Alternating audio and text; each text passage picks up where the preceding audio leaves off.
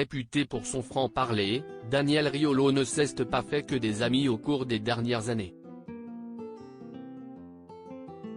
Arrivé dans le quasi-anonymat sur les ondes de RMC il y a plus de 15 ans, l'émission spécialisée dans l'analyse footballistique a su se faire une place de choix dans le paysage radiophonique français.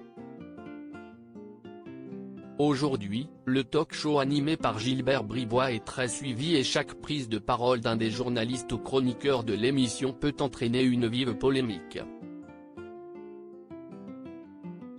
Au sortir de la Coupe du Monde au Qatar, le compagnon de Géraldine Mayessène était pris assez vertement au sélectionneur des Bleus, Didier Deschamps, notamment sur sa gestion du cas Karim Benzema. Si est-il l'histoire de Benzema dans cette Coupe du Monde, avec la conclusion qu'on l'a réellement pris pour un CN et que Deschamps nous a menti de A à Z, mais le mensonge, si est-il quelque chose qu'il manie parfaitement et ce depuis des années, fustigeait Daniel Riolo. Des paroles qui ne sont pas restées sans conséquence puisque le sélectionneur de l'équipe de France a décidé le 29 mars d'assigner en justice le journaliste de 52 ans en portant plainte pour diffamation. Si est par la voix de son avocate, me Isabelle Weckstein que le mari de Claude Deschamps en a fait l'annonce.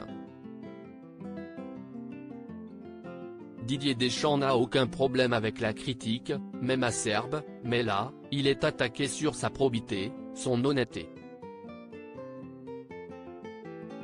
Monsieur Riolo dit de lui que si est un manipulateur, un menteur, ce sont des propos insupportables, a-t-elle déclaré.